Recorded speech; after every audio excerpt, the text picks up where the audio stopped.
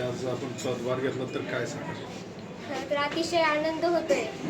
जनतेने मला जी संधी दिली आहे त्या संधीचं मी सोनं करेन.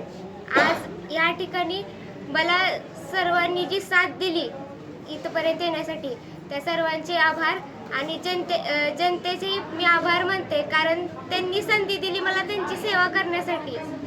त्यासाठी धन्यवाद. आपण या खुर्चीवर वयाच्या अवघ्या 22व्या वर्षी इथे पदग्रहण केला, तर आता आव्हान देखील असणार आहे, विरोधकांचं देखील असणार आहे. तर आता एक कसं कुणाकुणाची यामध्ये साथ लावायची तुम्हाला याच्या? विरोधक हा शब्द मला निवडणुकीपुरतेच होता. आता इथून पुढे सर्वजण मला सारखेच. आणि आम्ही जर पदग्रहण केलं आणि ते केल्यावर आम्ही पहिलं काम हातात घेतलं, स्वच्छ व सुंदर मोहोळ. ते करत करत आम्ही इथून अशा अनेक समस्या आम्ही मार्गी लावू येत्या काळात.